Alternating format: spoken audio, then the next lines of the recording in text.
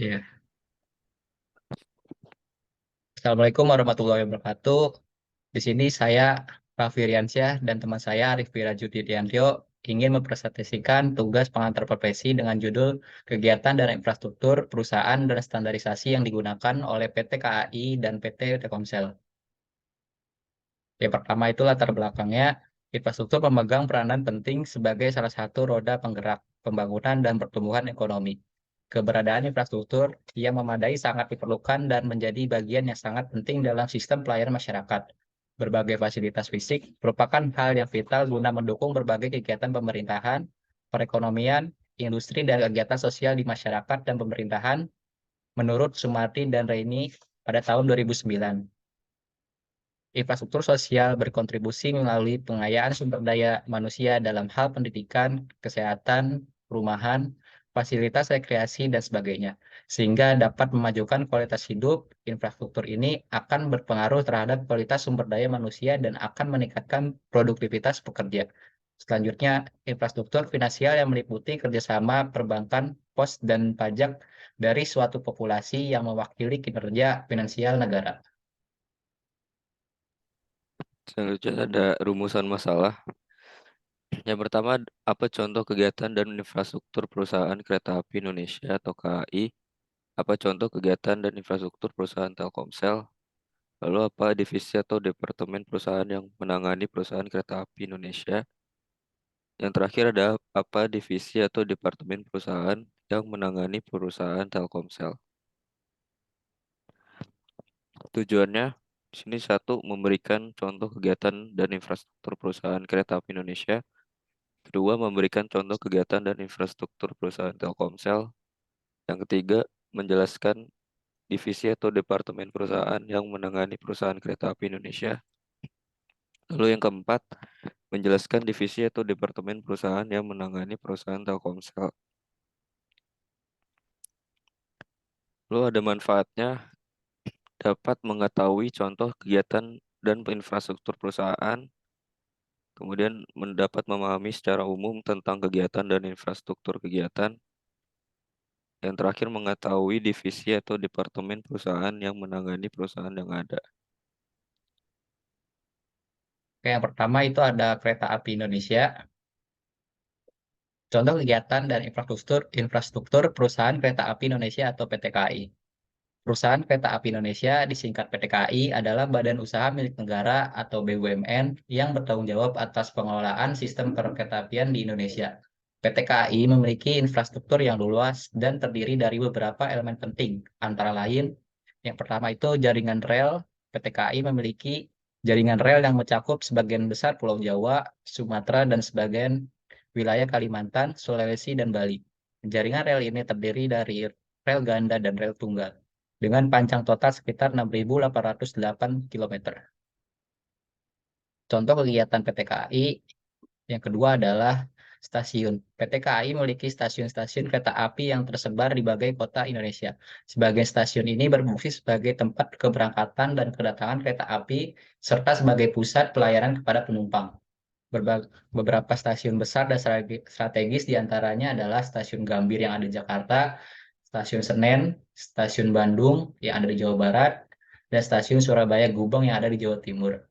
Yang ketiga itu depo kereta. PT KAI memiliki depo kereta sebagai tempat perawatan, perbaikan, dan penyimpanan kereta api. Depo kereta ini terletak di beberapa kota termasuk Jakarta, Bandung, Surabaya, Yogyakarta, dan Medan. Yang keempat adalah peralatan sinyal dan komunikasi. PT KAI memiliki sistem sinyal dan komunikasi yang digunakan untuk mengendalikan pergerakan kereta api, memberikan informasi kepada penumpang, dan memastikan keselamatan operasional. Sistem ini mencakup sinyal mekanis, sinyal elektrik, perangkat interlocking, dan sistem komunikasi antara stasiun dan pos kontrol. Sesuai dengan pasal 3 Anggaran Dasar Perseroan, kegiatan usaha perseroan telah disesuaikan dengan klasifikasi baku lapangan usaha Indonesia atau disingkat KBLI terbaru. Yang pertama, kegiatan usaha perusahaan sebagai berikut. A. Melakukan penyelenggaraan prasarana perkeretaapian yang meliputi pembangunan, pengoperasian, perawatan, dan pengusahaan prasarana perkeretaapian yang mencakup pada kegiatan yang pertama adalah konstruksi gedung lainnya, kedua konstruksi jalan rel, yang ketiga konstruksi bangunan sipil jembatan, jalan layang, flyover, dan underpass. Yang B, melakukan penyelenggaraan sarana perkeretaapian yang meliputi pengadaan, pengoperasian, perawatan, dan pengusahaan sarana perkeretaapian yang mencakup pada kegiatan usaha. Satu, reparasi lokomotif dan gerbong kereta. Kedua, angkutan jalan rel untuk penumpang. Yang ketiga, angkutan jalan rel untuk barang. C, perdagangan besar alat transportasi darat, bukan mobil, sepeda motor, dan sejenisnya, suku cadang dan perlengkapannya. Perdagangan besar barang bekas dan sisa-sisa tak terpakai. Yang kedua, aktivitas konsultasi transportasi. Ketiga, aktivitas konsultasi manajemen lainnya. Keempat, kegiatan penunjang kependidikan. Kelima, penanganan kargo, bongkar muat barang. Enam, aktivitas ekspedisi muatan kereta api dan ekspedisi angkutan darat. Yang D, kegiatan usaha dalam rangka optimalisasi pemanfaatan sumber daya yang dimiliki untuk satu, pergudangan dan penyimpanan. Kedua, aktivitas cold storage. Yang ketiga, aktivitas bonded warehousing atau wilayah kawasan berikat. Yang keempat, pergudangan dan penyimpanan lainnya. Apa saja divisi atau departemen perusahaan yang menangani perusahaan kereta api Indonesia? Perusahaan Kereta Api Indonesia atau PT KAI memiliki beberapa divisi atau departemen yang bertanggung jawab atas berbagai aspek operasionalnya. Berikut adalah beberapa divisi atau departemen utama di PT KAI. Yang pertama adalah divisi operasi kereta. Divisi ini bertanggung jawab atas pengoperasian kereta termasuk perencanaan dan jadwal kereta api, manajemen pergerakan kereta api, pengaturan lintasan kereta api, serta pengelolaan stasiun dan pelayanan kepada penumpang. Yang kedua, divisi komersial. Divisi ini fokus pada aspek komersial PT KAI, termasuk pengelolaan penjualan tiket, pengembangan produk dan layanan untuk penumpang, pemasaran, dan kerjasama dengan mitra bisnis lain. Yang ketiga, divisi teknik. Divisi ini bertanggung jawab atas perawatan, perbaikan, dan pemeliharaan sarana dan prasarana kereta api, termasuk kereta api, jaringan rel, peralatan sinyal, dan fasilitas lainnya. Divisi teknik ini juga melibatkan rekayasa dan inovasi dalam peningkatan efisiensi dan keandalan sistem perkeretaapian. Lalu selanjutnya ada perusahaan Telkomsel.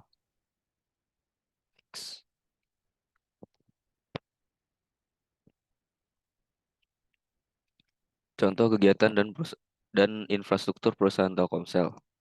Kunci utama dari dampak nyata pembangunan telekomunikasi adalah kontribusi yang terus dilakukan setiap waktunya. Telkomsel sadar bahwa harus ada kontribusi yang maksimal dari sisi infrastruktur jaringan dan teknologi. Untuk itulah Telkomsel mencoba berevolusi dan melihat secara luas untuk menyediakan akses komunikasi yang merata sehingga masyarakat bisa lebih produktif dan maju.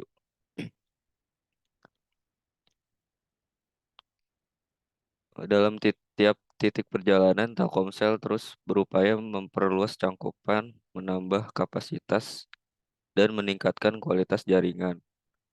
Komitmen penuh itu ditunjukkan ketika Telkomsel berhasil melayani 27 provinsi di seluruh Indonesia pada tahun 1997.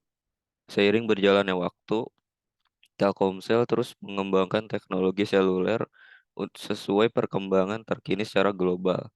Dimulai dari layanan 2G yang mampu menghubungkan masyarakat lewat SMS dan telepon, 3G yang menawarkan layanan video call serta streaming video, hingga 4G yang mendorong penggunaan berbagai aplikasi di smartphone. Sekarang masyarakat bisa mengakses internet dengan cepat dan mudah, menggunakan beragam aplikasi yang menunjang produktivitas dan menikmati hiburan kapanpun dan dimanapun. Saat ini, Telkomsel sedang mengembangkan 4.0G untuk menuju 5G yang memampukan berbagai use case yang membuat perusahaan bisnis melaju lebih kencang. Kesuksesan Telkomsel dalam menghubungkan setiap wilayah di seluruh Indonesia mampu menaikkan standar hidup masyarakat dengan pendekatan teknologi. Masyarakat bisa menyiapkan diri dalam menghadapi revolusi industri 4.0, kemudian persaingan global yang ketat bisa dijawab masyarakat Indonesia yang sudah mampu bersaing berkat infrastruktur dan jaringan Telkomsel. Keterbukaan informasi juga dirasakan oleh masyarakat di seluruh penjuru tanah air. Mereka bisa tahu informasi terbaru dan penting pada hari yang sama berkat koneksi jaringan yang cepat. Telkomsel sendiri adalah salah satu pemenang tender mobile penyedia internet kecamatan atau MPLIK, di mana wilayah yang dilayani sebagian besar kawanan Indonesia Timur yang minim backbone internet berbasis serat optik. Telkom melayani wilayah yang dimenanginya dengan mengandalkan backbone dari satelit. Kegiatan dan infrastruktur perusahaan Telkomsel meliputi yang pertama kegiatannya penyedia layanan telekomunikasi termasuk telepon seluler, telepon rumah, internet dan layanan data. Lalu ada penyedia jaringan seluler seperti 2G, 3G, 4G dan jaringan 5G. Layanan nilai tambah seperti layanan pesan singkat atau SMS, multimedia atau MMS, dan layanan konten. Lalu layanan digital seperti e-commerce, e-money, streaming musik, dan aplikasi berbasis telekomunikasi. Yang terakhir penyedia solusi dan layanan telekomunikasi untuk bisnis dan perusahaan. Lalu yang kedua infrastrukturnya. Ada jaringan telekomunikasi yang meliputi ribuan menara telekomunikasi, pusat data, dan kabel serat optik yang membentang di seluruh Indonesia. Terus sistem manajemen jaringan yang canggih untuk memastikan kualitas layanan yang optimal, infrastruktur back-end, termasuk sistem komputer dan server yang mendukung operasi perusahaan, kanal distribusi yang meliputi toko retail, agen, dan penjualan online. Apa divisi atau departemen perusahaan yang menangani perusahaan Telkomsel? Telkomsel memiliki departemen khusus yang menangani bagaimana reputasi perusahaan dipersepsi oleh masyarakat luas melalui berbagai kegiatan, baik kegiatan yang diselenggarakan oleh Telkomsel maupun kegiatan yang merupakan hasil kerjasama dengan pihak lain. Departemen Corporate Reputation Management merupakan salah satu departemen yang berada di bawah External Corporate Communication yang mengurus beberapa hal terkait dengan pembentukan reputasi dan image dari Telkomsel. Perusahaan Telkomsel memiliki beberapa divisi atau departemen yang mengurus berbagai aspek operasionalnya. Berikut adalah beberapa divisi atau departemen utama di Telkomsel. Satu ada divisi pemasaran, bertanggung jawab untuk merencanakan dan melaksanakan strategi pemasaran, mengembangkan dan mempromosikan produk dan layanan, serta melakukan riset pasar untuk memahami kebutuhan dan preferensi pelanggan. Dua, divisi penjualan, fokus pada kegiatan penjualan dan distribusi produk dan layanan Telkomsel. Mereka berinteraksi dengan pelanggan melalui kanal penjualan offline dan online, serta mengelola jaringan agen dan toko retail. Tiga, divisi teknologi informasi dan jaringan, menangani pengembangan, pemeliharaan, dan pengoperasian infrastruktur jaringan, termasuk menara Telkomsel, pusat data, sistem komputer, dan jaringan telekomunikasi. Kesimpulannya, Perusahaan Kereta Api Indonesia atau KAI adalah perusahaan transportasi kereta api yang menyediakan layanan transportasi penumpang dan barang melalui jaringan rel yang melintasi wilayah Indonesia. KAI memiliki infrastruktur berupa rel kereta api, stasiun, jalur sinyal, dan fasilitas penunjang lainnya. Divisi atau departemen utama di KAI meliputi divisi operasi kereta api, divisi pemasaran, divisi teknologi informasi dan jaringan, serta divisi SDM. Perusahaan Telkomsel adalah perusahaan telekomunikasi yang menyediakan berbagai layanan komunikasi, termasuk telepon seluler, internet, dan layanan data. Telkomsel memiliki infrastruktur telekomunikasi yang mencakup menara telekomunikasi, pusat data, dan jaringan kabel serat optik. Divisi atau departemen utama di Telkomsel meliputi divisi pemasaran, divisi penjualan, divisi teknologi, informasi dan jaringan, serta divisi layanan pelanggan. Secara keseluruhan, KAI fokus pada transportasi kereta api dan infrastruktur rel dan stasiun, sementara Telkomsel berfokus pada layanan telekomunikasi dengan infrastruktur jaringan dan pusat data. Keduanya memiliki divisi atau departemen yang mengurus berbagai aspek operasional, termasuk operasional pemasaran, teknologi informasi, penjualan, layanan pelanggan, dan sumber daya manusia. Demikian dari kelompok kami. Mohon maaf jika ada kesalahan. Terima kasih.